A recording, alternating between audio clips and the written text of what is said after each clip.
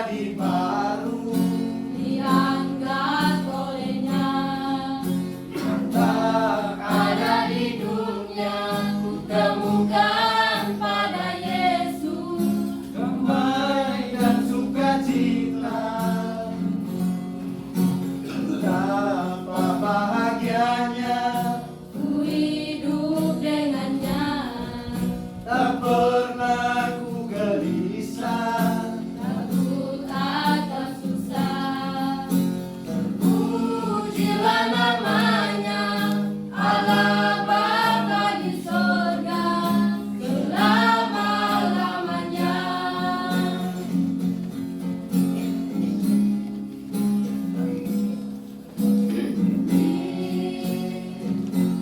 Jiwaku damai setelah ku temukan Yesus Gembalaku.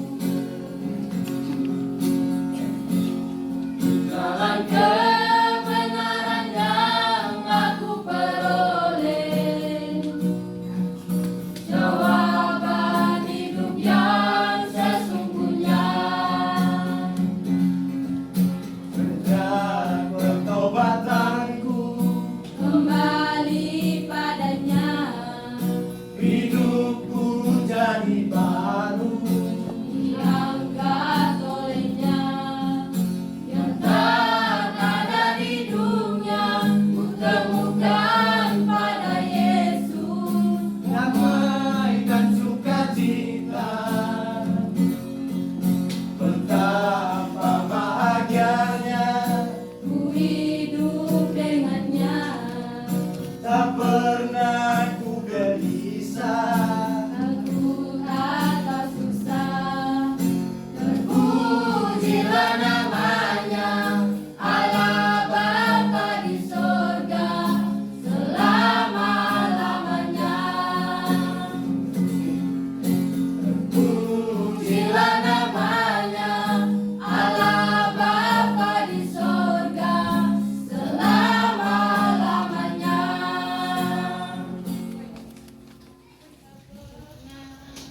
Berbuat dosa, siapa yang tak pernah berbuat salah? Mari datang kepada Yesus. Dia akan mengampunimu. Jangan pernah merasa takut bila harus mengaku salah. Tuhan Yesus sudah mengetahui, Dia mengenal segenap hidupmu. Jangan pernah merasa malu bila memang terlanjur salah. Tuhan Yesus pasti mau mengampuni bila kita datang padanya. Semudah apa dosa-dosamu, sepahit apa masa lalumu, Tuhan Yesus mengampuni, Tuhan Yesus mengasihi dengan kasih yang setia. Sejauh mana engkau berlalu, seperti apa engkau bersembunyi, Tuhan Yesus memanggilmu, Tuhan Yesus menunggu engkau balik padanya. Jangan pernah merasa malu. Selamat datang di acara bakti penemuan pelayanan gereja bebas mengini, dan kita sekalian telah diundang sehingga kita boleh berada bersama dalam ruang bakti ini.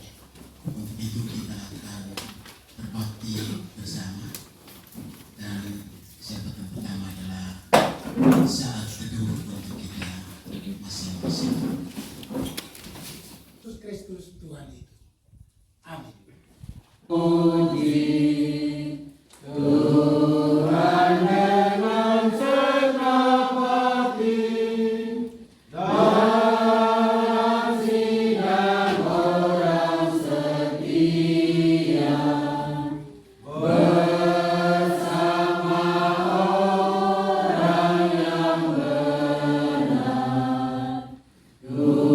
Kulihat betapa besar segala perbuatan Allah. Mengaku percaya kita, yaitu pengakuan percaya Mesias Konstantinopel, dan saya akan membacakannya. Pengakuan percaya Mesias Konstantinopel. Setelah kita mengaku percaya kita akan menyanyi bersama dari Mazmur 27 bait 1, 4, dan 7. Setelah kita mengaku percaya kita, Mazmur 27 bait 1, 4, dan 7 akan dinyanyikan. Aku percaya akan satu Allah Bapa yang Maha Kuasa, pencipta langit dan bumi, segala sesuatu yang kelihatan dan yang tidak kelihatan, dan akan satu Tuhan Yesus Kristus, Anak Allah yang tunggal, diperanakan dari Sang Bapa sebelum ada segala zaman, Allah dari Allah, terang dari terang, Allah sejati dari Allah sejati, diperanakan bukan dibuat, sehakikat dengan Sang Bapa, yang olehnya segala sesuatu dibuat, yang oleh karena kita manusia dan oleh karena keselamatan kita telah turun dari surga dan menjadi daging oleh Roh Kudus dari anak darah Maria dan menjadi manusia, yang disalibkan bagi kita di bawah pemerintahan Pontius Pilatus, menderita dan dikuburkan, bangkit pula dari pada hari 3 sesuai dengan kitab, dan naik ke surga, yang duduk di sebelah kanan Sang Bapa, dan akan datang kembali dengan kemuliaan untuk menghakimi segala orang yang hidup dan yang mati, yang kerajaannya tidak akan berakhir. Aku percaya akan Roh Kudus, yang Tuhan adanya dan yang menghidupkan, yang keluar dari Sang Bapa dan Sang Anak, yang bersama-sama dengan Sang Bapa dan Sang Anak disembah dan dimuliakan, yang telah bersabda oleh Nabi. Aku percaya adanya satu gereja yang kudus dan am dan rasuli. Aku mengaku satu permandian untuk pengampunan dosa. Aku menantikan kebangkitan orang mati dan kehidupan di zaman yang akan datang. Amin. Kita hendak bersama-sama menyanyi dari Mazmur 27 bait 1, 4, dan bait yang 7. Tuhan akan memberi keselamatanku, dan seterusnya. Tuhanlah terangku dan keselamatanku, siapa terangku harus terpuji. Tuhanlah benteng hidupku yang teguh, siapakah ku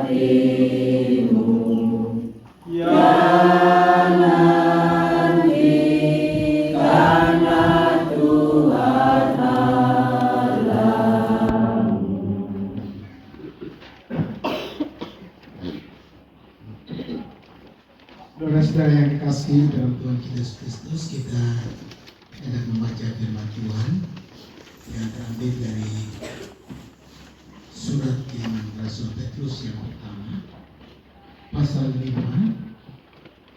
ayat 1 sampai dengan ayat yang ke-11. Kita hendak membaca firman Tuhan dari surat pertama Petrus pasal 5 ayat 1 sampai dengan ayat yang ke-11.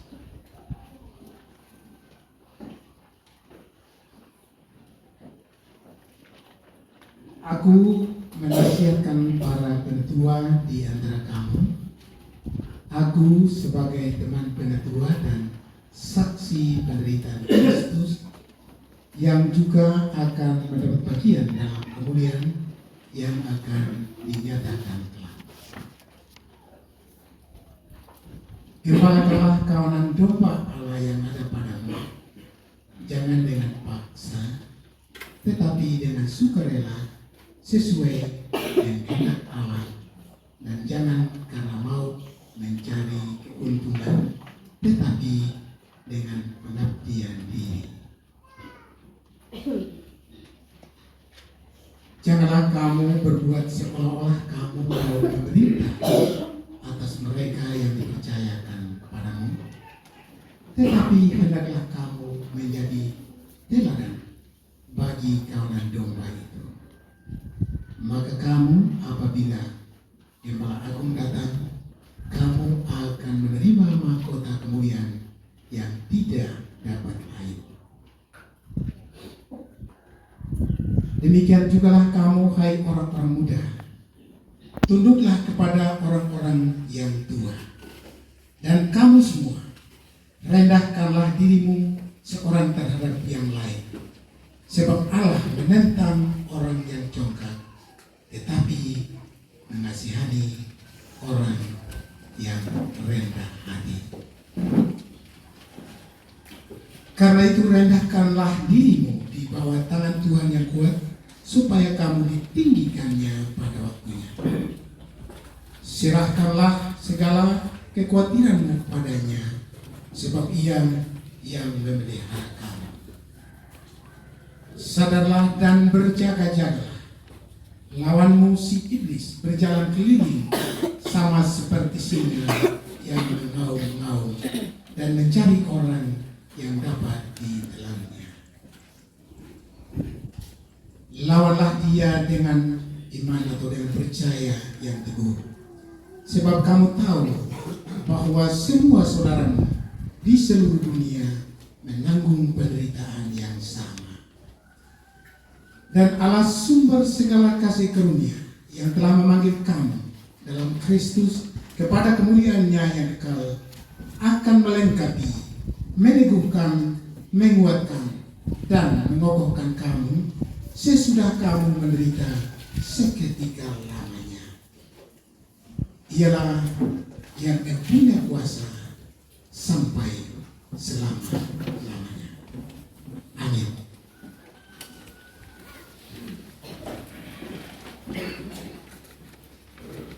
Sekarang kita bersama-sama mendengar Tuhan dalam doa kita berdoa, yaitu dari surat pertama Petrus pasal 5 ayat 1 sampai dengan ayat 5. yang menjadi nasi untuk kebaktian kita hari ini. Kita dapat begini firman Tuhan yang kita sudah baca tadi, pertama surat pertama Petrus pasal 5 ayat 1 sampai dengan ayat yang kelima. Sebentar saya akan bacakan, lebih dulu kita mendapat kesempatan untuk kita mempersembahkan persembahan kita atau kolekte kita untuk kebaktian Tuhan.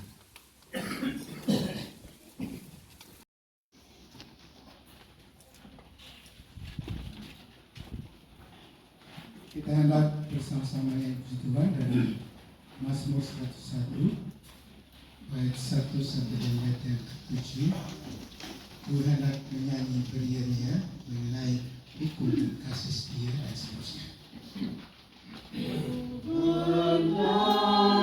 Menyanyi beria-ria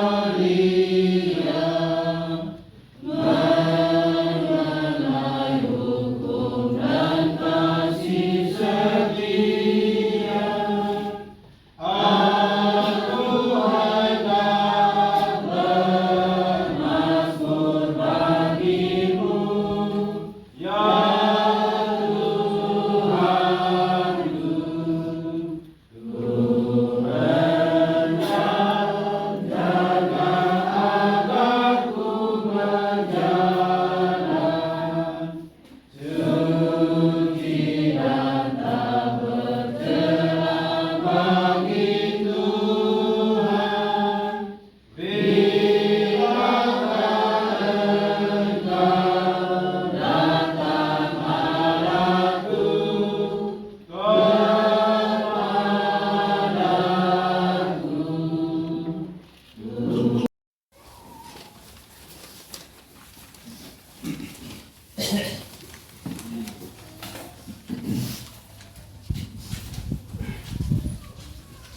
Saudara-saudara yang kasih, saya akan menyebut bahwa Mazmur kebaktian ini terdapat terbagian firman Tuhan yang kita sudah baca tadi, yaitu pertama Petrus pasal 5 ayat 1 sampai dengan ayat yang ke-5. Aku menasihatkan para penetua di antara kamu, aku sebagai teman penetua dan saksi penderitaan Kristus yang juga akan mendapat bagian dalam kemuliaan yang akan dinyatakan kelak. Gembalakanlah kawanan domba Allah yang ada padamu, jangan dengan paksa, tetapi dengan sukacita sesuai dengan kehendak Allah. Dan jangan karena mau mencari keuntungan, tetapi dengan pengabdian diri. Janganlah kamu berbuat seolah-olah kamu mau memerintah atas mereka yang dipercayakan kepadamu, tetapi hendaklah kamu menjadi teladan bagi kawanan domba. Maka kamu apabila gembala agung datang, kamu akan menerima mahkota kemuliaan yang tidak dapat layu. Demikian jugalah kamu, hai orang-orang muda, tunduklah kepada orang-orang yang tua, dan kamu semua rendahkanlah dirimu seorang terhadap yang lain, sebab Allah menentang orang yang congkak, tetapi mengasihani orang yang rendah hati. Demikian nas firman Tuhan untuk kebaktian kita pada siang hari ini.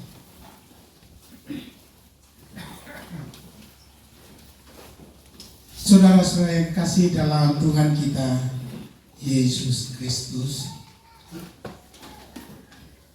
bahagian firman Tuhan yang kita baca tadi, terutama nas ayat 1 sampai dengan ayat 5, cukup dikenal di antara orang-orang Kristen, terutama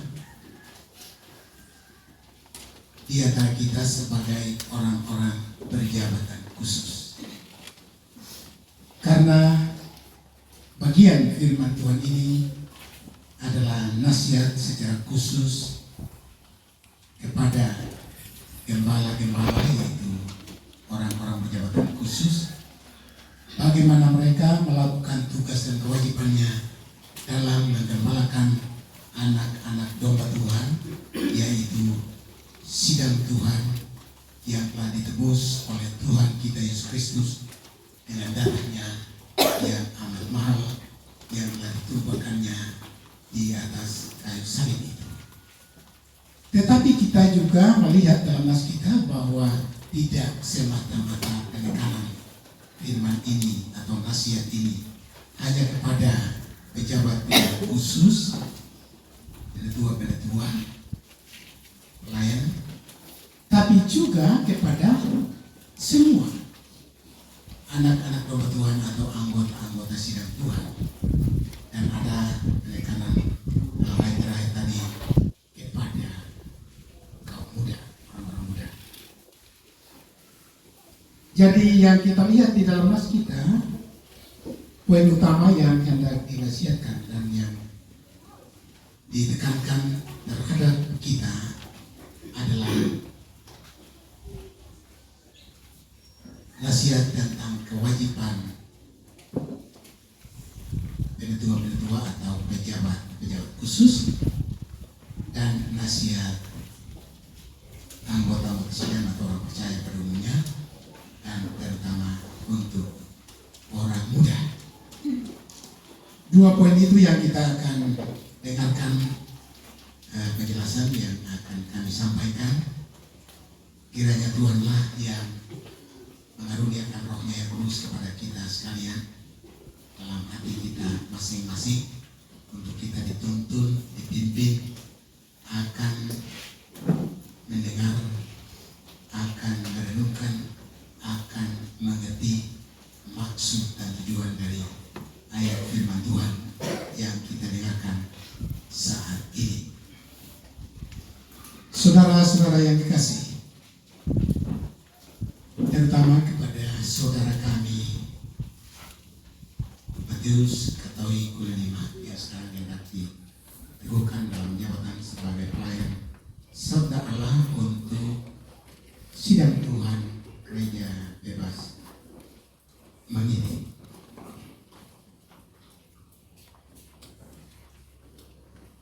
Tanpa kita menafsir atau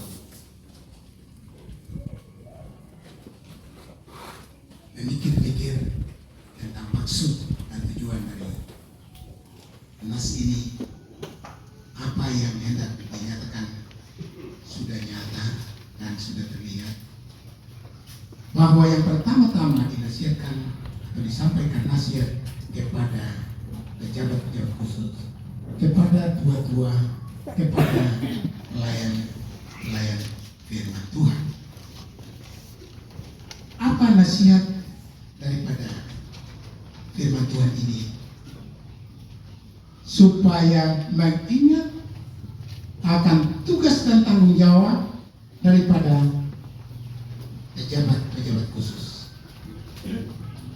Inilah gembalakanlah kawanan domba Allah yang ada padamu. Artinya gembalakanlah anggota-anggota sidang yang ada padamu, yang dipercayakan padamu.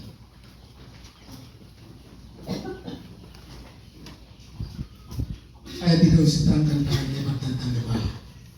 Saya kira kita orang Sumba yang berada di Sumba tahu tentang seorang gembala, pekerjaan seorang gembala, karena memang daerah kita juga termasuk daerah pertanian dan peternakan. Jadi tidak sulit untuk mengetahui apa sih kerjanya pelayan, kerjanya gembala. Kita dapat melihat secara singkat bagaimana kerja dari seorang gembala, bahwa dia harus memimpin, menuntun kawanan ternaknya, harus menuntun, memimpin anak dombanya, dan dibawa ke tempat yang baik, ke tempat yang berumput hijau. Ingat Mazmur 23, ke tempat air yang tenang. dan tidak saja menuntun memimpin, tetapi juga memelihara, mengasuh, ya termasuk di dalamnya. Jika anak domba itu dipelihara, diasuh, tentulah juga harus diberikan apa yang mereka butuhkan. Dan selanjutnya harus menjaga anak-anak domba itu dari serangan musuh-musuh.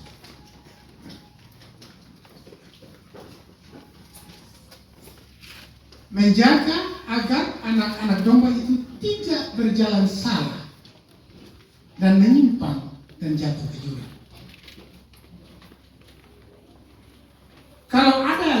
Kalau sampai ada yang terpeleset, harus dicari. Kalau sampai ada yang tersesat, harus dicari. Tidak dibiarkan. Dan selanjutnya bahwa gembala harus mengasuh, mendidik, memberi petunjuk sebagai anak-anak domba Tuhan, memimpin mereka dalam takut akan Tuhan, memberi petunjuk kepada mereka sesuai dengan firman Tuhan, supaya mereka berjalan menurut firman Tuhan.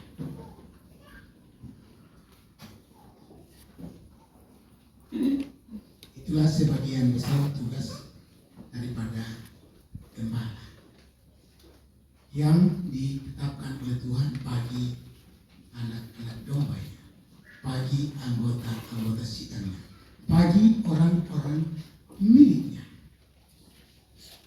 Tapi ada pengawasan bagi gembala-gembala, seperti yang kita sudah lihat di dalam nas kita tadi.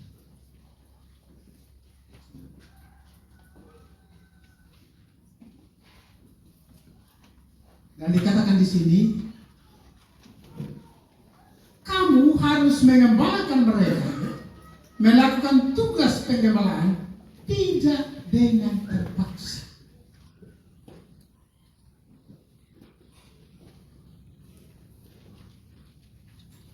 Tidak terpaksa. Ada beberapa motif paksaan. Dipaksa karena keadaan, karena terlanjur dia sudah jadi gembala.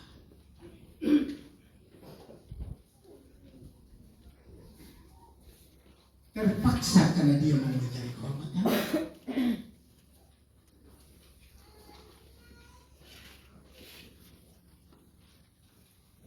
Terpaksa karena itu sudah yang harus dilakukannya.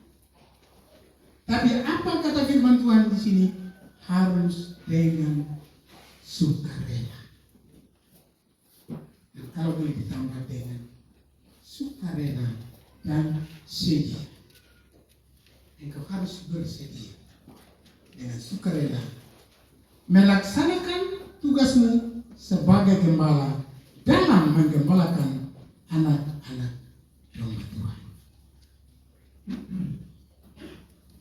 Janganlah engkau melaksanakan penggembalaan karena engkau mau mendapat keuntungan dari pelayanan ini, tidak, tetapi apa kata firman Tuhan di sini? Dengan pengabdian diri, dengan penuh pengorbanan diri. Engkau harus memberi dirimu untuk kawanan domba Allah. Dalam semuanya, engkau harus memberi waktumu, engkau harus memberi seluruh dirimu, bahkan bila perlu engkau harus serahkan nyawa untuk kepentingan anak-anak domba Allah.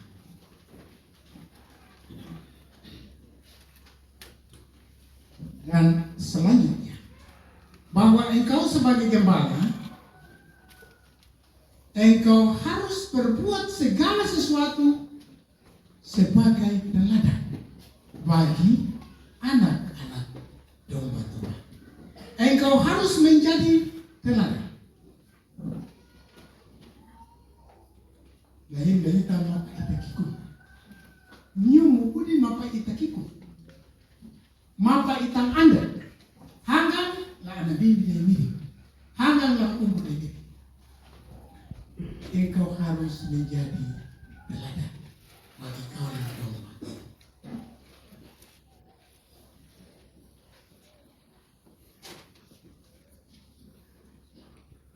Dan tentu saja kalau engkau harus menjadi teladan, tidak menjadi orang yang arogan atau memerintah. Dan itu nasihat yang disampaikan di sini. Engkau harus melakukan tugasmu tidak sebagai pemerintah, seolah-olah engkau memerintah atas mereka yang dipercayakan kepada. Ini memang bergandengan dengan menjadi teladan bagi anak domba. Kalau kita sudah bersikap sebagai pelayan hanya sebagai orang yang di atas yang memerintah, maka tentu saja kita tidak akan dapat menunjukkan teladan yang seharusnya diikuti oleh anak-anak domba Tuhan itu. Oleh karena itu jagalah sikapmu, perbuatanmu, perkataanmu, moralmu dalam sepanjang hidupmu sebagai pelayan atau sebagai gembala yang ditetapkan oleh Tuhan bagi sidang ini.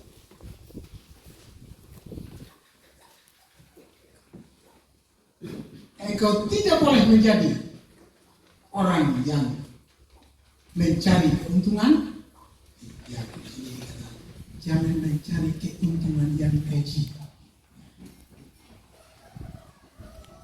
Karena kalau orang hanya tahu bilang sebentar, wah jangan cari keuntungan, ya artinya berarti dia tidak boleh dapat untung juga kan dalam pelayanan ini. Tidak dimaksudkan seperti itu, tetapi keuntungan yang keji, yaitu yang hanya mencari keuntungan saja, tidak mengutamakan pelayanan untuk sidang Tuhan, untuk membawa satu sidang Tuhan yang akan menyerahkan dirinya untuk Tuhan dan yang akan hidup untuk memuji dan memuliakan Tuhan.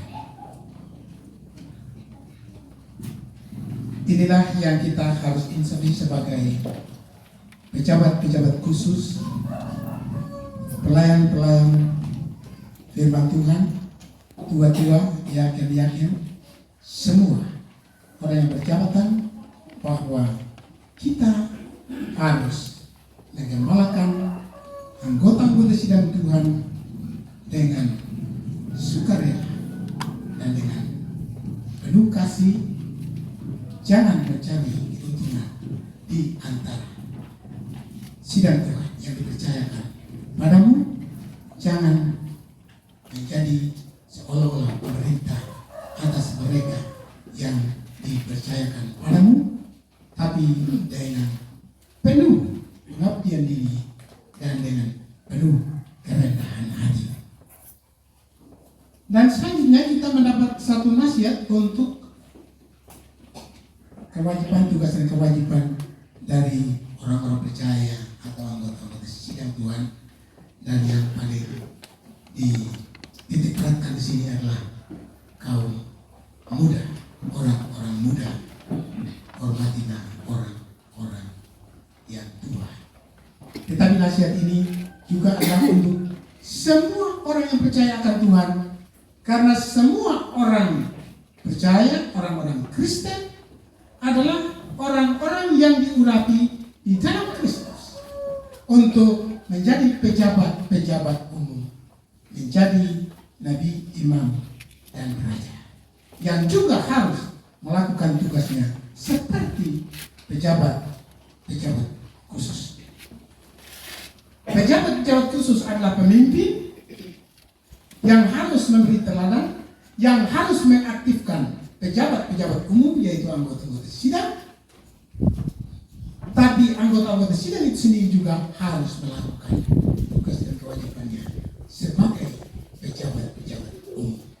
Di mana nasihat untuk pejabat khusus juga kena untuk pejabat-pejabat umum.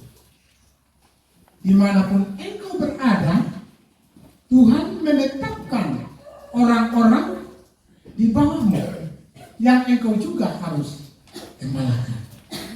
Orang tua harus menggembalakan anak-anak. Anak-anak yang sudah dewasa harus juga melakukan tugasnya menggembalakan adik-adiknya.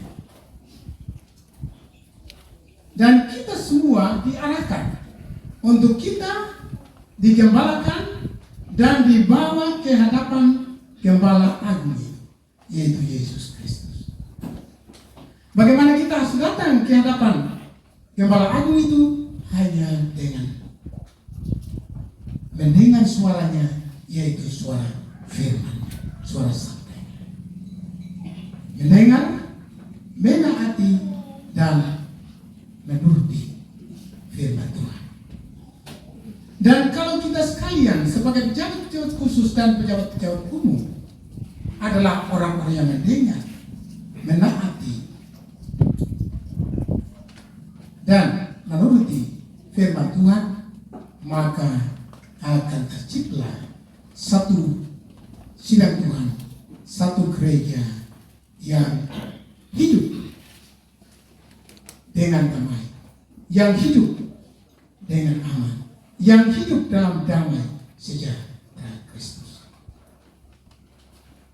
Sebab kalau saja di antara kita sebagai orang-orang yang percaya akan Tuhan ada yang berjalan salah, yang tidak hidup sesuai dengan firman Tuhan, yang tidak membawa dirinya di hadapan Tuhan untuk dipimpin oleh firman dan rohnya, maka akan terjadi kekacauan di dalam sidang Tuhan. Jika seorang gembala hanya mengingat dirinya karena dia sebagai gembala, toh harus dengan saya, akan kacau. Demikian pula di antara anggota sidang.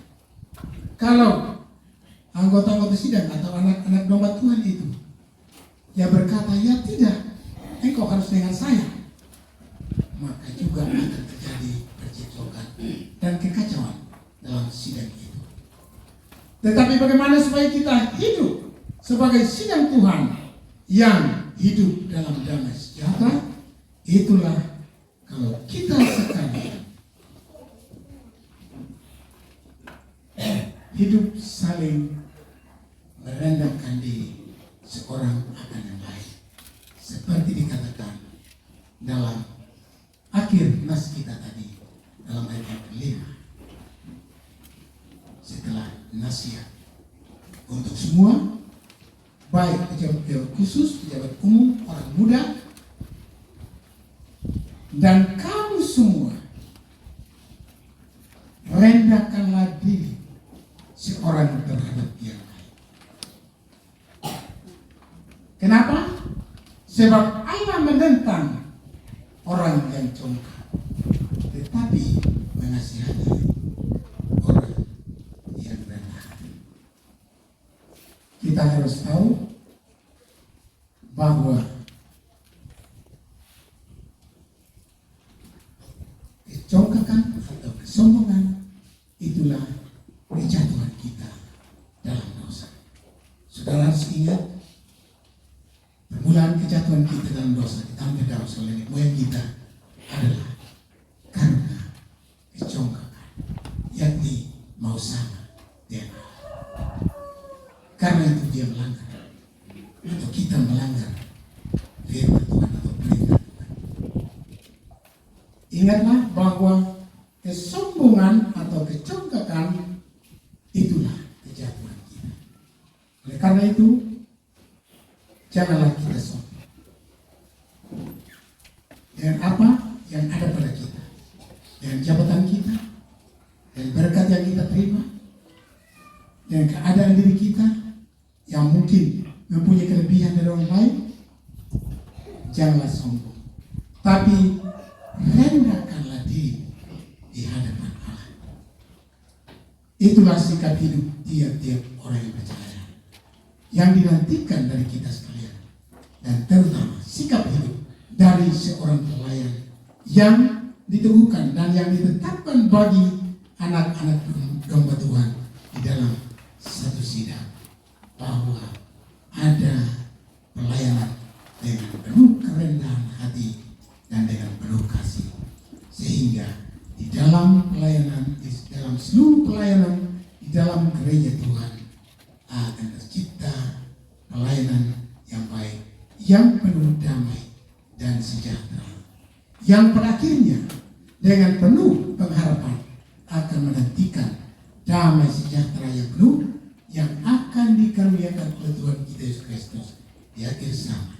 Tetapi saat ini kita sudah harus memulainya dengan tetap berserah kepada Tuhan, merendahkan diri di hadapan Tuhan, dan mendengar, menaati, serta menuruti apa kata firman Tuhan, dan apapun yang disampaikan yang sesuai dengan firman Tuhan, hendaklah kita mendengar dan menaatinya.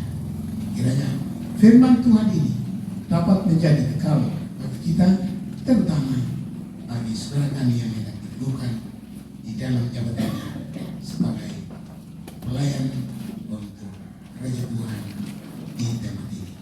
Amin. Saudara-saudara yang kasih, kita akan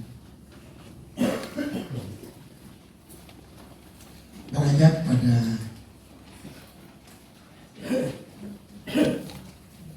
peneguhan pelayan serta, dan untuk itu kita akan membacakan satu formulir yang sudah ditetapkan oleh sinode kita, Gereja Bebas Timur, yaitu formulir untuk peneguhan pelayan sabda Allah.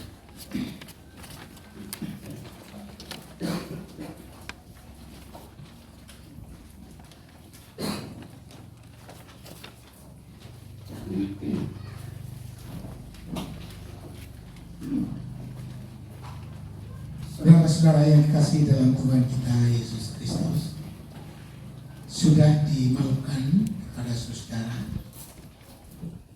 bahwa saudara Matius Katoliko 5 telah dipilih oleh sidang Tuhan yang memilih untuk dipanggil menjadi pelayan sabda Allah di dalam gereja bebas memilih, dan karena tidak seorang pun dapat mengajukan keberatan yang sah melawan saudara tersebut, maka sekarang kami hendak meneguhkan dia dalam jabatannya. Tetapi baiklah kita mendengar lebih dulu suatu keterangan ringkas dari dalam sabda Allah tentang jabatan pelayan itu. Pertama-tama haruslah kita insaf bahwa kita sekalian sebagai orang Kristen diurapi Allah menjadi pejabat-pejabat dalam gereja. Kita diurapi supaya kita sebagai nabi, mengaku namanya, sebagai imam mempersembahkan diri kita kepadanya sebagai korban syukur yang hidup, dan sebagai raja memerangi dosa dan hidup, dan kelak di dunia akan datang bersama-sama dengan dia akan memerintah segala makhluk. Sebab itu Rasul Yohanes berkata pada sidang Tuhan, kamu telah beroleh pengurapan dari Yang Kudus. Dan Rasul Petrus berkata, tetapi kamu bangsa yang terpilih, imamat yang terjadi, bangsa yang kudus, imamat kepunyaan Allah, umat kepunyaan Allah, supaya kamu memberitakan perbuatan-perbuatan yang besar dari Dia kepada, saya ulangi, supaya kamu memberitakan perbuatan-perbuatan yang besar dari Dia yang telah memanggil kamu keluar dari kegelapan pada terangnya yang ajaib. Sebab itu kita sekalian harus melakukan jabatan umum kita dengan baik. Tetapi karena dalam hal melakukan jabatan umum masih ada banyak kelemahan dan kekurangan dalam sidang, maka sebab itu Tuhan kita Yesus Kristus mengaruniakan kepada sidangnya pejabat-pejabat khusus akan memperlengkapi orang-orang khusus, yaitu anggota-anggota sidang, bagi pekerjaan pelayanan sama dengan jabatan bagi pembangunan tubuh Kristus. Pejabat-pejabat khusus dalam sidang Kristus ialah pertama pendeta atau pelayan sekala, yaitu penetua yang berkhotbah dan mengajar. Yang kedua penetua yang juga disebut pendidik atau gembala, dan yang ketiga diaken yang akan memelihara orang-orang miskin di dalam sidang. Bukanlah maksud pejabat-pejabat khusus mengganti pejabat-pejabat umum, yaitu anggota sidang, melainkan kebalikannya, mereka harus mengaktifkan, menggiatkan, dan mendorong segala anggota sidang akan melakukan jabatan umum mereka. Pejabat-pejabat khusus adalah karunia dari Kristus kepada sidangnya. Bukan sidang, melainkan Kristus menentukan mereka. Dalam hal menentukan mereka, Tuhan Kristus memang memakai sidangnya sebagai alatnya. Sidang boleh memilih, tetapi dengan perantaraan pemilihan anggota sidang, Tuhan Kristus sendiri menyatakan pilihannya. Ialah yang menentukan pejabat-pejabat untuk sidang, dan hanya kepada Dia pejabat-pejabat bertanggung jawab. Pejabat-pejabat itu harus melakukan jabatan mereka dengan rendah hati, dengan mengingat baik-baik bahwa Kristus sendiri datang di dunia ini bukan untuk dilayani, melainkan untuk melayani. Dan yang memberikan kita suatu teladan dalam hal ini ketika Ia membasuh kaki murid-muridnya. Dan sidang harus tahu dengan baik bahwa Kristus sendiri berkata tentang pejabat khusus, barang siapa menerima kamu, ia menerima aku, dan barang siapa menerima aku, ia menerima Dia yang mengutus aku. Mengenai pelayan sabda Allah, kita baca dalam Alkitab bahwa mereka juga disebut gembala dan pengajar. Sebagai gembala, seorang pelayan harus menggembalakan kawanan domba-domba Tuhan. Apakah pekerjaan seorang gembala? Ia harus memimpin dan memelihara domba-domba. Ia harus membalikkan mereka di padang yang berbukit hijau. Ia harus mencari yang hilang, membawa pulang yang tersesat, membalikkan yang luka, menguatkan yang lemah dan yang sakit. Begitulah pelayan serta harus menggembalakan anggota sidang Tuhan. Akan menggembalakan sidang Tuhan, ia hanyalah boleh memakai sabda Tuhan. Itulah padang yang berbukit hijau, yang di dalamnya sidang dibimbing, dan itulah tongkat yang dipakai akan menuntun dan menghibur sidang. Dalam hal menggembalakan sidang, pelayan serta melakukan jabatannya sebagai penetua. Bersama-sama dengan penetua-penetua lain, ia harus mengawasi sidang dan memperhatikan supaya segala sesuatu di dalam sidang berlangsung dengan senonoh dan teratur. Semuanya yang kena penetua-penetua juga kena pelayan serta. Bersama-sama dengan penetua-penetua, pelayan serta harus melakukan siasat Kristen atas mereka yang tidak hidup menurut sabda Allah dan tidak mau bertobat, supaya mereka yang bukan domba Kristus adanya dikucilkan dari kawanan domba-domba Kristus. Kepada pelayan sabda Allah juga dipesankan, gembalakanlah kawanan domba Allah yang ada padamu. Jangan dengan paksa, tetapi dengan sukarela, sesuai dengan kehendak Allah. Jangan karena mencari keuntungan yang keji, tetapi dengan pengabdian diri. Jangan seolah-olah kamu pemerintah atas mereka yang diserahkan kepadamu, tetapi sebagai teladan bagi kawanan domba itu. Dan apabila gembala agung datang, kamu akan beroleh mahkota kemuliaan yang tidak dapat lain. Begitu juga nasihat Rasul Paulus, katanya, jagalah dirimu dan jagalah seluruh kawanan, karena kamulah yang ditetapkan Roh Kudus menjadi pendidik untuk menggembalakan sidang Allah yang diperolehnya dengan anak-anaknya sendiri. Tetapi pelayan sabda Allah bukan hanya gembala, yaitu penetua adanya, melainkan juga pengajar. Sebab itu pelayan sabda Allah juga disebut penetua yang berjeripaya dalam pengkabaran sabda dan dalam memberi pengajaran. Sebab itu pelayan sabda Allah harus mengenal sabda Allah dengan baik betul, supaya ia dapat mengabarkan sabda itu dengan terang dan supaya ia dapat mengajar orang lain dari dalam sabda itu. Sebab itu pelayan sabda Allah juga dinasihati oleh Rasul Paulus di hadapan Allah dan Kristus Yesus yang akan menghakimi orang yang hidup dan yang mati. Aku berpesan dengan sungguh-sungguh kepadamu, beritakanlah sabda itu. Itulah wajib pelayan sabda Allah, akan memberitakan sabda itu bukan saja di hadapan umum di dalam kebaktian, tetapi juga di dalam rumah-rumah anggota-anggota sidang, supaya mereka bertobat kepada Allah dan percaya kepada Tuhan Yesus, Tuhan kita Yesus Kristus. Sebab itu berwajiblah pelayan sabda Allah bukan saja akan berkhotbah di sidang, di dalam perkumpulan sidang, tetapi juga akan mengunjungi anggota sidang. Terlebih anggota-anggota yang lemah, yang sakit, yang sunyi, atau yang sudah tua. Pelayan sabda Allah harus memberi pengajaran atau kesaksi kepada pemuda-pemuda supaya mereka mengenal kitab suci yang dapat memberi hikmat kepada mereka untuk memperoleh keselamatan oleh percaya akan Yesus Kristus. Oleh pemberitaan Injil yang murni, kerajaan surga dibukakan dan ditutupkan. Sebab itu pelayan sabda Allah harus memberitakan menurut kitab Kristus kepada orang percaya seluruhnya dan masing-masing, bahwa setiap kali mereka menerima janji Injil dengan percaya yang sejati, dosa-dosa mereka sungguh-sungguh diampuni Allah karena pahala Kristus. Melainkan kepada orang yang tidak percaya, pelayan sabda Allah harus memberitakan dan menegaskan bahwa murka Allah yang kekal itu tetap atas mereka selama mereka tidak bertobat. Pelayan sabda Allah harus melayani sakramen-sakramen, yaitu tanda dan meterai janji Allah menurut kitab Kristus akan menguatkan percaya anak-anak Allah. Pelayan sabda Allah harus menyerukan nama Allah di hadapan umum atas nama seluruh sidang.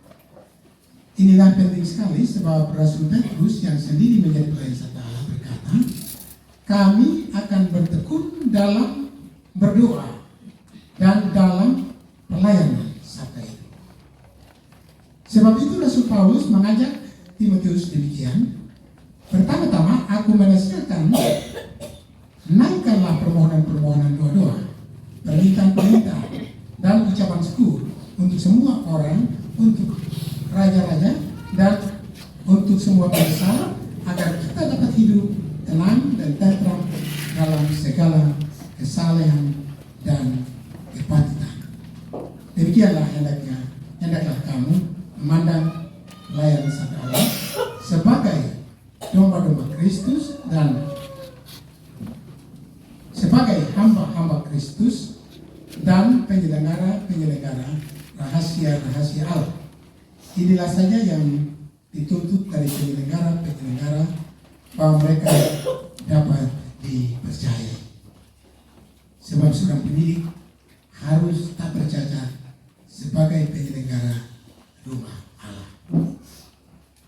Bersama-sama dengan para penetua, pelayan sabda Allah harus menolak dari sidang segala sesuatu yang berlawanan dengan sabda Allah.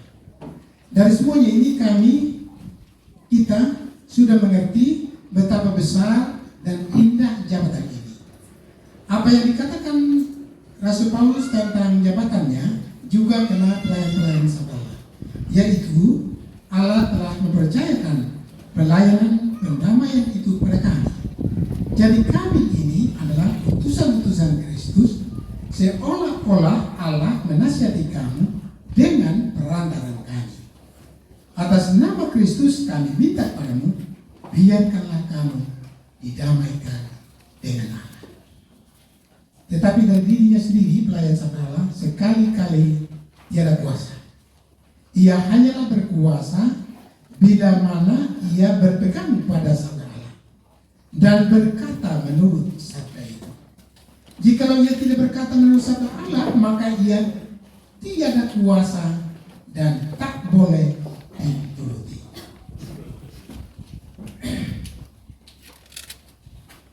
Demikian penjelasan tentang pelayanan yang harus dilakukan oleh pelayan sabda Allah.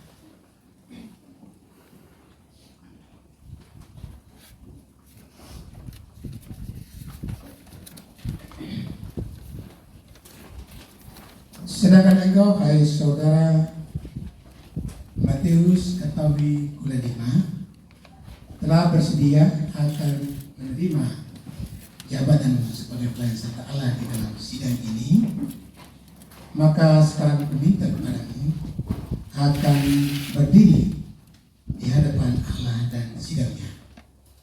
Sekarang aku minta kepadamu akan berdiri di hadapan Allah dan sidangnya.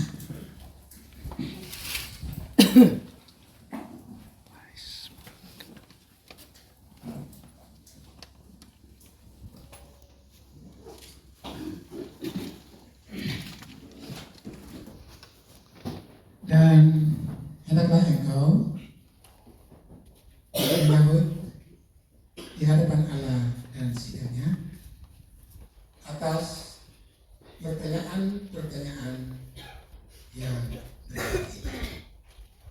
Pertama, adakah engkau merasa dalam hatimu bahwa engkau telah dipanggil kepada pelayanan yang kudus ini dengan jalan yang sah oleh sidang Tuhan dan oleh sebab itu oleh Allah sendiri?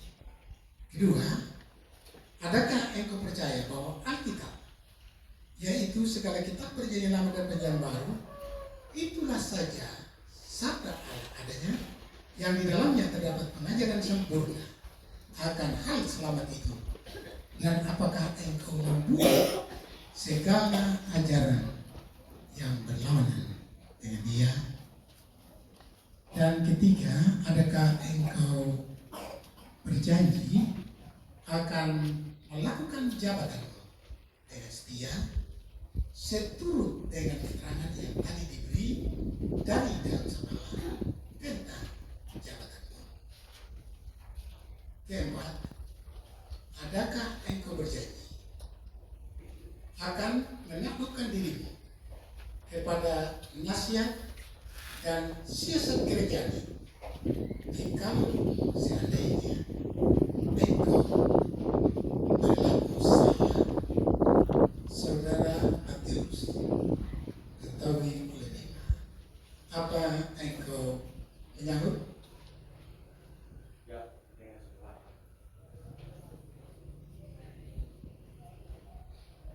Baiklah, saudara, kita akan berlutut dan kita akan meletakkan tangan kanan atas kepala saudara tersebut. Saya mengundang pelayan-pelayan gereja Jawa Timur untuk kita bersama meletakkan tangan kanan atas kepala saudara kita ini.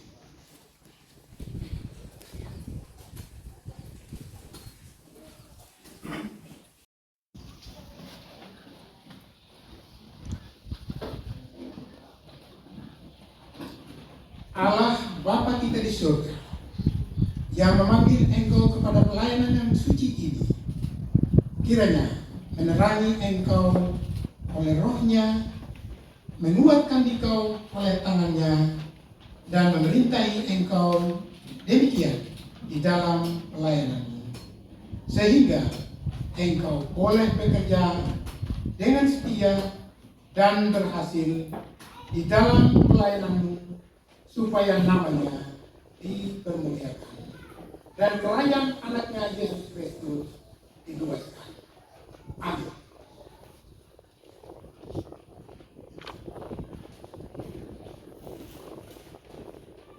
Saudara-saudara yang kekasih, marilah kita menyanyi sambil berdiri. Dan minta kepada semua kita menyanyi sambil berdiri dari Mazmur 134 bait 1 dan bait yang 3. Mazmur 134 bait 1 dan bait yang 3. Marilah pujilah Tuhan dan seterusnya. Pujilah Tuhan, hai hamba-hamba Tuhan yang berdiri dalam bait Allah. Seluruh malam lamanya kiranya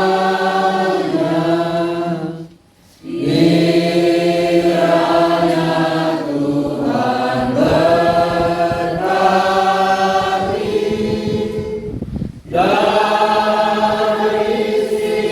Sion tamu ini.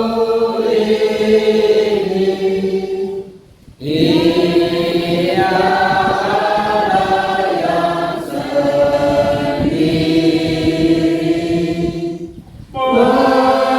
sendiri mencipta langit dan bumi.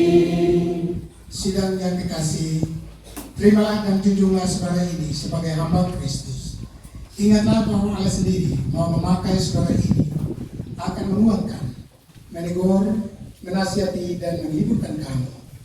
Hendaklah kamu mengindahkan dia sebagai utusan Kristus yang membawa kepadamu Injil Kerajaan Surga.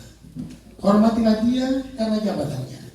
Terimalah dengan sukacita sebab Allah yang akan diganti olehnya. Betapa elok kaki-kaki membawa berita sukacita, yang mengabarkan berita damai, yang memberitakan kabar baik, yang mengabarkan berita selamat. Tunduklah kepada penganjurmu, yang mengajar dan menegur kamu seturut sabda Allah. Tolonglah supaya penganjurmu dapat melakukan jabatannya dengan tidak, bukan dengan tidak besar, sebab hal itu tidak akan membawa keuntungan bagimu. Dengan jalan demikian, kedamaian Allah akan datang ke dalam rumah-rumahmu, dan kamu yang percaya akan Yesus Kristus oleh pemberitaan Injil akan warisi hidup yang kekal.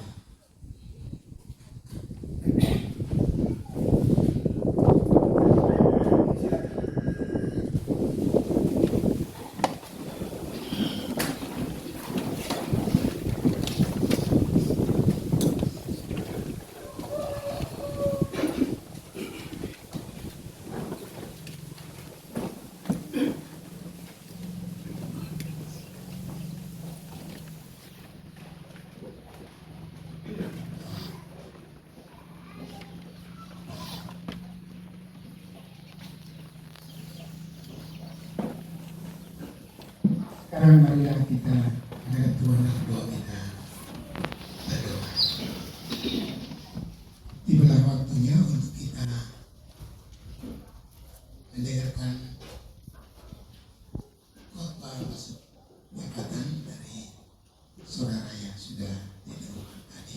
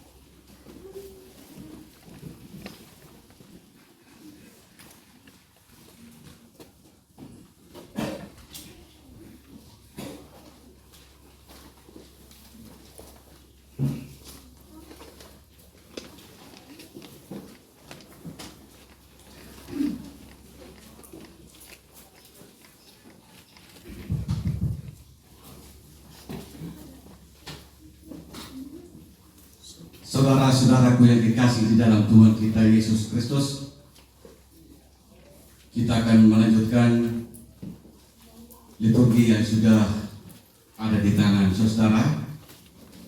Dan sekarang mari kita sama-sama memuji Tuhan dari Mazmur 24, bait yang pertama sampai dengan bait yang ketiga. Mazmur 24, bait yang pertama sampai dengan bait yang ketiga.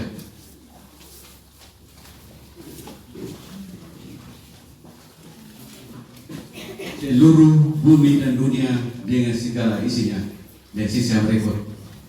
Seluruh bumi dan dunia dengan segala isinya, Tuhanlah yang mempunyai Dia.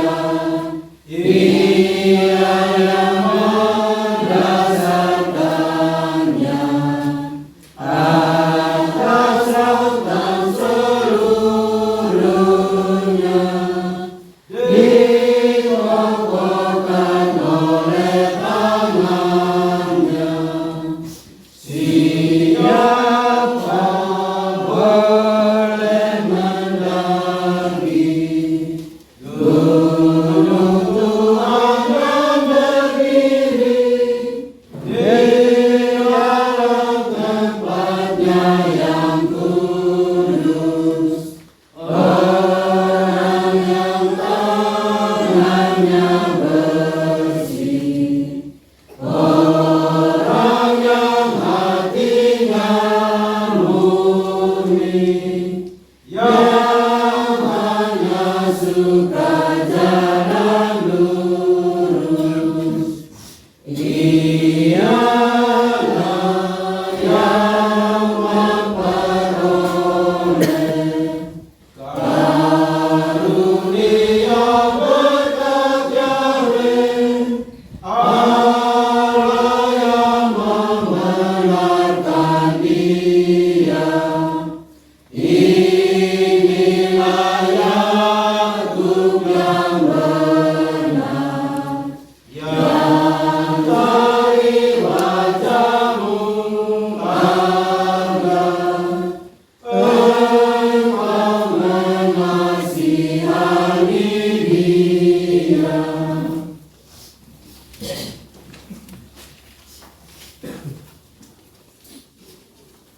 Saudara-saudaraku dikasih dalam Tuhan kita Yesus Kristus, sekarang mari kita sama-sama membaca kebenaran firman Tuhan yang terambil dari surat Paulus yang pertama kepada sidang Tuhan di Korintus, pasal 2, ayat yang pertama sampai dengan ayat yang kelima. 1 Korintus pasal 2 ayat yang pertama sampai dengan ayat yang kelima. Kalau sudah main bukunya supaya kita mulai akan membaca dan mendengarnya, yang bunyinya seperti ini. Demikianlah pula ketika aku datang kepadamu, saudara-saudara, aku tidak datang dengan kata-kata yang indah atau dengan hikmat untuk menyampaikan kesaksian Allah kepadamu. Sebab aku telah memutuskan untuk tidak mengetahui apa-apa di antara kamu selain Yesus Kristus, yaitu Dia yang disalibkan. Aku juga telah datang kepadamu dalam kelemahan dan dengan sangat takut dan gentar. Baik perkataanku maupun pemberitaanku tidak kusampaikan dengan kata-kata hikmat yang meyakinkan, tetapi dengan keyakinan akan kekuatan roh, supaya percaya kamu jangan bergantung pada hikmat manusia, tetapi pada kekuatan Allah. Demikianlah kebenaran firman Tuhan yang menjadi renungan untuk kita hari ini. Jadi baik, sebelum kita mendengar kebenaran firman Tuhan, mari kita sama-sama menghadap Tuhan di dalam doa. Mari kita berdoa.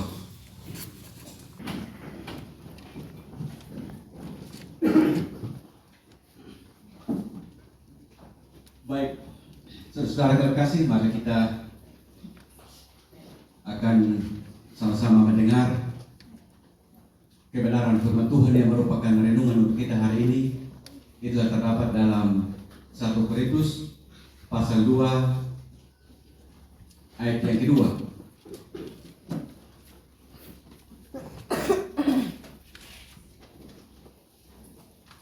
1 Korintus pasal 2 ayat yang kedua, yang bunyinya seperti ini: sebab aku telah memutuskan untuk tidak mengetahui apa-apa di antara kamu selain Yesus Kristus, yaitu Dia yang disalibkan.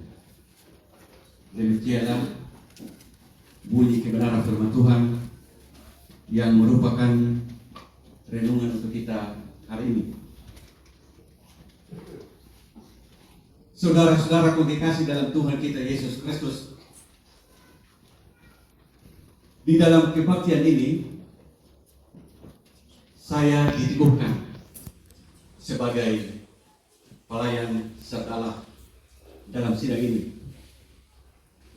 Melayani Sabda Allah atau memberitakan Injil adalah hal yang terpenting dan yang termulia di dalam gereja Tuhan dalam sepanjang zaman. Dan pemberitaan Injil adalah perintah agung yang diamanatkan oleh Yesus Kristus kepada murid-muridnya. Terus kita melihat dalam Injil Matius pasal 28 ayat 19 dan yang ke-20. Karena itu pergilah kamu, jadikanlah semua bangsa muridku, dan permandikanlah mereka dalam nama Bapa, Anak, dan Roh Kudus, dan ajarlah mereka akan melakukan segala sesuatu yang kuperintahkan kepadamu. Dan ketahuilah bahwa aku menyertai kamu sampai kepada akhir zaman. Luar biasa, saudara. Luar biasa. Perintah agung daripada Tuhan Yesus yang disampaikan kepada murid-muridnya, dan juga kepada semua hamba-hamba Tuhan pada hari ini. Saudara kekasih, kita tahu bahwa Injil telah diberitakan mulai dari Yerusalem, Yudea, Samaria hingga ke ujung bumi. Itu dalam Kisah pasal 1 ayat yang ke-8. Dan Petrus, rasul-rasul itu telah menunaikan tugas yang mulia. Telah menunaikan tugas yang mulia. Dan di mana Injil itu diberitakan di Yerusalem, Yudea, Samaria hingga ke ujung bumi.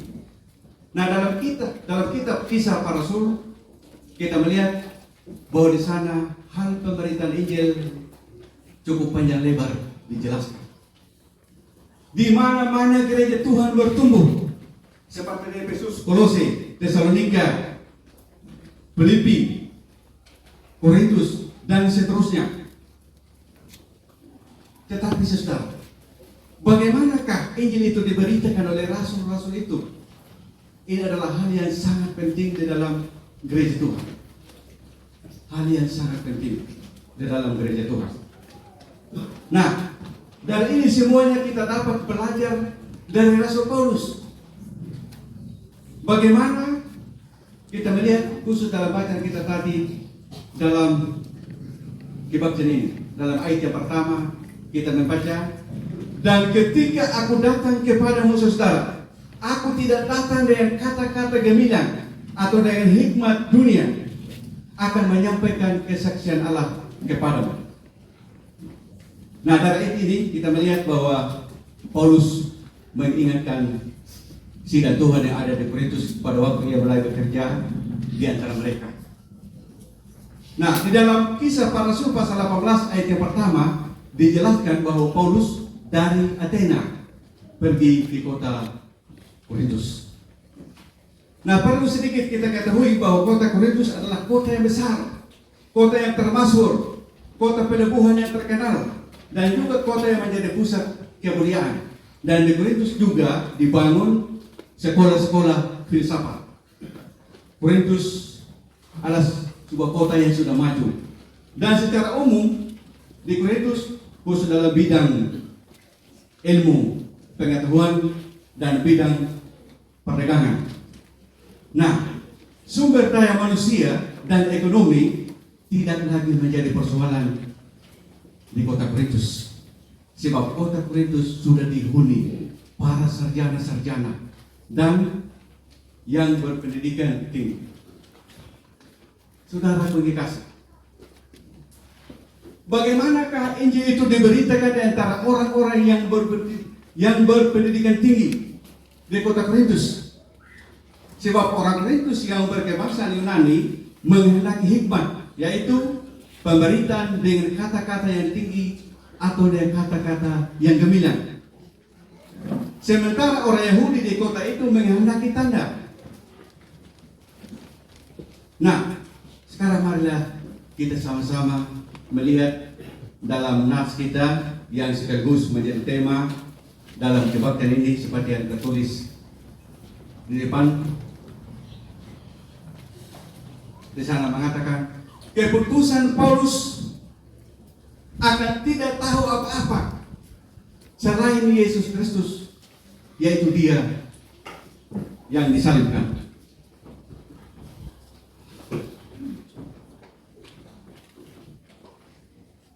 Di sini kita melihat ada dua bagian. Pertama, betapa penting keputusan itu. Yang kedua, kekuatan keputusan itu. Saya ulang lagi yang menjadi tema, keputusan Paulus akan tidak tahu apa-apa selain Yesus Kristus, yaitu Dia yang disalibkan. Kita lihat ada dua bagian. Yang pertama, betapa pentingnya keputusan itu. Yang kedua, kekuatan keputusan itu.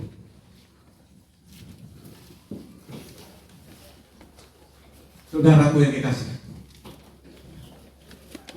Rasul Paulus menyampaikan kepada kita inti pembicaraannya.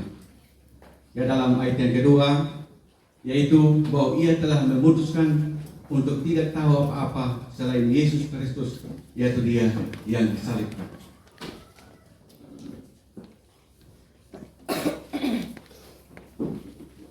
Nah, di sini kita melihat, saudara, bahwa Rasul Paulus dia tidak mau lagi menunjukkan pengetahuan apapun selain tentang ini.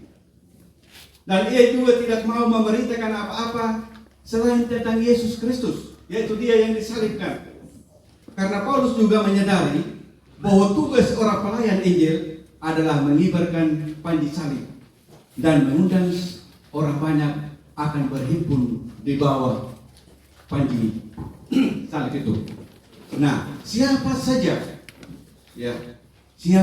anak-anak Tuhan yang mendengar Paulus berkhotbah akan mendapati bahwa dia terus-menerus mendengungkan bahwa dirinya adalah orang yang tidak tahu apa-apa selain Yesus Kristus yang disalibkan. Sekalipun kita tahu bahwa Paulus adalah orang yang luar biasa. Paulus memiliki berbagai hikmat, dia memiliki berbagai pengetahuan yang lain. Tetapi Paulus di sini hanya mau menyatakan tentang kesaksian Allah. Dia menyatakan tentang Kristus yang disalibkan. Saudaraku yang dikasih dalam Tuhan kita Yesus. Di sini kita melihat bahwa Paulus tidak mau dipengaruhi oleh orang-orang yang ada di Korintus.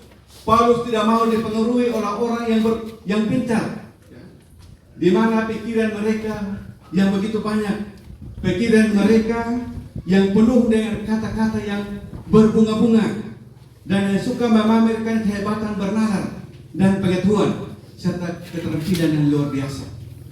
Juga Paulus tidak berusaha untuk memukau telinga orang dengan susunan kalimat yang indah dan ungkapan-ungkapan yang elok atau yang menyukakan hati. Dan Paulus Dia tidak mau untuk memuaskan khayalan pendengarnya dengan berbagai gagasan yang tinggi dan yang hanya muluk-muluk. Demikian pula Paulus berkhotbah, ataupun kita lihat bahwa hikmat yang diajarkan Paulus tidak dibumbui dengan kepandaian manusia. Hikmat ilahi tidak perlu ditambah-tambahi dengan hiasan-hiasan manusia yang seperti itu. Nah, itulah kita lihat di sini bahwa benar-benar Paulus memutuskan untuk tidak memakai kata-kata yang gemilang atau kata-kata yang indah di dalam pelayanannya. Dia sudah memutuskan untuk tidak memakai hikmat dunia. Artinya bahwa Paulus tidak memberitakan Injil itu dengan kata-kata yang hanya enak didengar oleh telinga, yang secara lahiriah begitu bagus, begitu indah didengar, tetapi tidak membuat orang kepada untuk bertobat, tidak membawa orang untuk bertobat. Memang kata-kata yang gemilang sangat menarik perhatian dan hati, hanya untuk sesaat saja, hanya untuk sesaat saja, tetapi tidak membawa orang kepada sebuah pertobatan. Kata-kata yang indah hanya memberi ketenangan sesaat saja. Tetapi Rasul Paulus tidak datang dari kata-kata yang indah, tetapi dia datang membawa kesaksian Allah. Dia membawa kesaksian Allah. Dan kesaksian itu adalah dari Allah sendiri. Saudaraku kekasih, apakah kesaksian dari Allah itu? Ya, kita bertanya dan bisa kita merenungkan. Apakah kesaksian dari Allah itu? Kata kesaksian, ya, kata kesaksian banyak orang Kristen yang salah mengartikannya. Mereka memakai kata itu untuk menyaksikan apa yang mereka alami dalam pergaulan mereka dengan Allah secara pribadi. Tetapi Alkitab memakai kata itu berhubung dengan peristiwa yang benar-benar terjadi, yang dilihat dengan mata dan yang didengar oleh telinga. Jadi bukan pengalaman pribadi seseorang yang harus diberitakan dan yang harus disampaikan. Dan kata kesaksian sebenarnya berkaitan dengan hukum. Seperti hakim memanggil saksi-saksi untuk memberi keterangan tentang apa yang mereka lihat dan apa yang mereka dengar.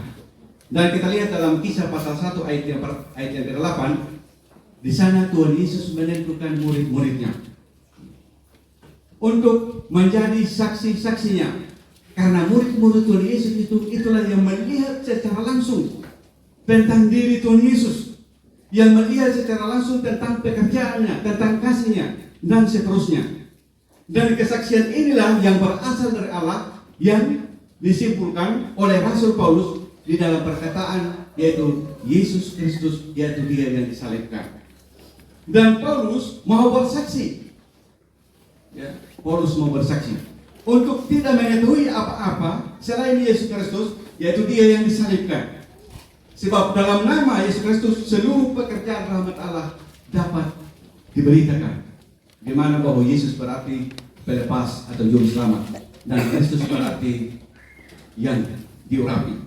Nah, nama-nama itu menunjukkan bahwa Yesus ditentukan oleh Allah sendiri dan diurapi dengan Roh Kudus, supaya Ia sebagai Nabi kita yang tertinggi menyatakan kepada kita kehendak Allah tentang kelepasan kita, supaya Ia sebagai imam besar menebus kita dengan korbannya di atas kayu salib, supaya Ia sebagai raja memerintah dan melindungi kita dalam kelepasan itu untuk selama-lamanya.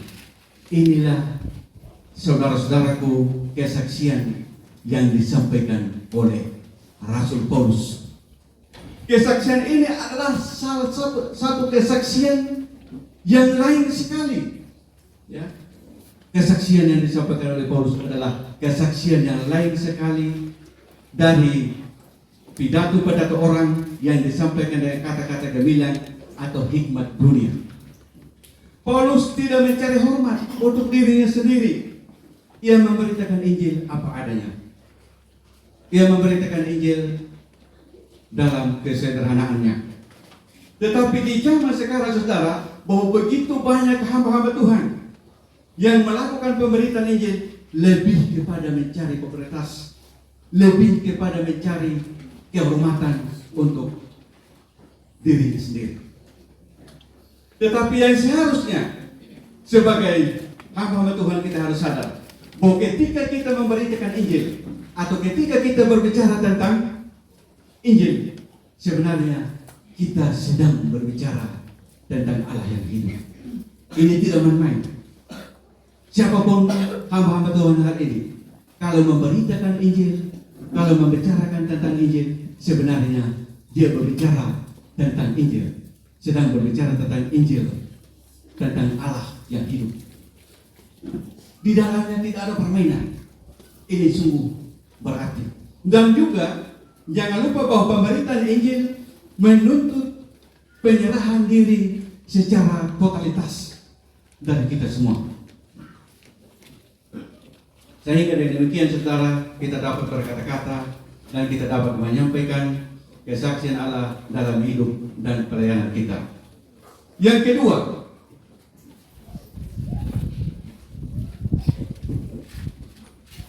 tentang kekuatan keputusan itu. Kekuatan keputusan itu. Saudara komunikasi. Di sini kita melihat bahwa Rasul Paulus sangat sadar. Sehingga dalam ayat yang berikut dia mengatakan, dan juga aku datang dalam kelemahan dan dengan sangat takut dan gentar. Itu kata Paulus. Ya, di sini kita bisa melihat saudara bahwa kelemahan yang dimaksudkan di sini adalah kelemahan dalam arti bahwa Paulus merasa tidak sanggup akan melaksanakan tugas yang begitu berat, tugas yang begitu besar. Dan bukan kelemahan badan yang dimaksudkan, yaitu capek karena berkhotbah atau capek karena melaksanakan tugas ini dan itu, tetapi ia takut dan gentar melihat tugas yang begitu besar yang harus ia lakukan di kota Korintus. Tidak mudah. Tugas ini sangat berat dan sangat besar. Dan Paulus berjanji akan melakukan itu. Tetapi disinilah kita melihat saudara bahwa Tuhan bertindak. Tuhan bertindak. Di mana Tuhan bertindak untuk menguatkan Paulus, memberi kekuatan kepada hambanya Paulus. Nah, dalam Kisah Para Rasul pasal 18 ayat 9 dan 10 di sana mengatakan, Tuhan berfirman kepadanya, jangan takut, teruslah memberitakan firman dan jangan diam. Perkataan dan pemberitaan Paulus berasal dengan penunjukan roh dan kekuatan. Sehingga meskipun Paulus lemah, itu tidak menjadi sebab untuk orang tidak percaya dan tidak menjadi sebab untuk orang tidak menerima pemberitaannya. Sebab di dalam kelemahan Paulus, Tuhan menunjukkan kemuliaannya. Dalam kelemahan Paulus, Tuhan menunjukkan kekuatannya. Tuhan sendiri menguatkannya dan tetap memakai Paulus untuk memberitakan Injil di kota Korintus. Karena itu saudaraku, jangan kita merasa tidak sanggup, takut dan gentar, dan kita mengundurkan diri dari tugas ini. Marilah kita belajar dari Paulus, belajar dari rasul-rasul itu, meskipun mereka telah melarikan diri meninggalkan Tuhan Yesus ketika Yesus ditangkap. Belajar dari Petrus, meskipun karena takut Petrus menyangka Tuhan Yesus, tetapi toh Tuhan tetap memakai Petrus untuk memberitakan Injil. Tuhan memakai orang-orang seperti Paulus yang mengenal dirinya lemah dan yang mengakui keadaannya sesungguhnya. Sebab dalam hal inilah kita melihat bahwa pemberitaan Injil tidak bergantung dari Paulus sendiri, tetapi dari roh yang memberi kekuatan kepadanya. Demikian juga dengan percaya dan keselamatan, tidak bergantung dari hikmat dunia dan orang, tetapi bergantung daripada kekuatan Allah. Sebab itu saudaraku, yang terpenting bagi kita sebagai hamba Tuhan adalah tetap setia dan taat dalam melaksanakan tugas yang diberikan Tuhan kepada kita. Tadi dalam formulir peneguhan pelayanan saudara ada 4 pertanyaan. Ada 4 pertanyaan. Tidak mudah, tidak gampang untuk menjawabnya. Ini adalah sangat berat. Dan ini harus dijawab dengan hati yang hancur retak. Dan harus dijawab dengan penyerahan diri secara seutuhnya. Ini adalah janji saya. Ini adalah janji saya. Berjanji akan melaksanakan tugas ini dengan baik sesuai dengan perintah Allah kepada kita. Untuk tidak lalai, untuk tidak pernah mengundurkan diri atau melarikan diri dari tugas ini. Kita yakin dan percaya saudara bahwa Tuhan itu setia. Tuhan itu setia bagi anak-anaknya, dan Dia menguatkan kita dengan kekuatan Roh Kudus itu, sehingga kita bisa mengambil sebuah keputusan yang mulia, yaitu untuk tidak tahu apa-apa selain Yesus Kristus, yakni Dia yang disalibkan. Amin.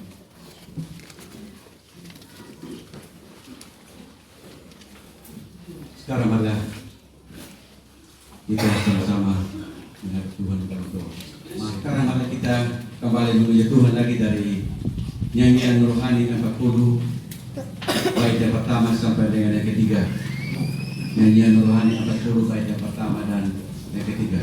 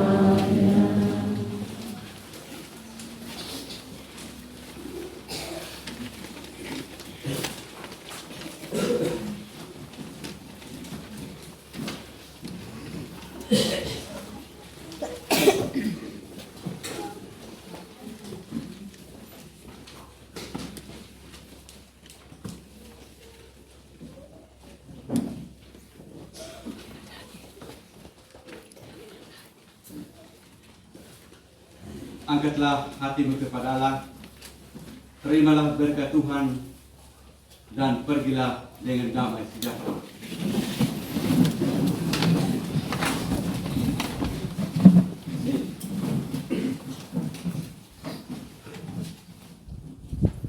Semoga Tuhan memberkati kamu dan menjaga kamu. Semoga Tuhan membuat wajahnya bercahaya atas kamu dan mengasihani kamu. Semoga Tuhan mengangkat wajahnya atas kamu dan memberikan kamu kedamaian. Amin, amin, amin. Berilah kami rajin cari kerajaan-Mu untuk hormat nama-Mu.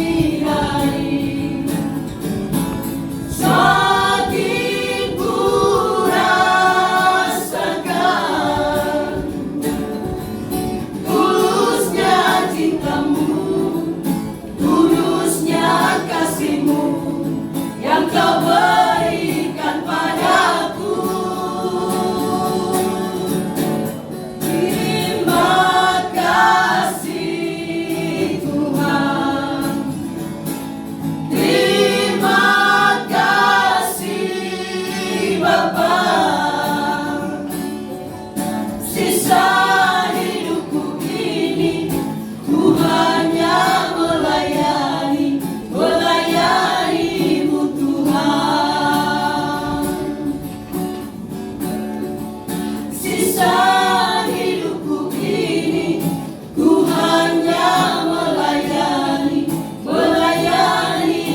Tuhan.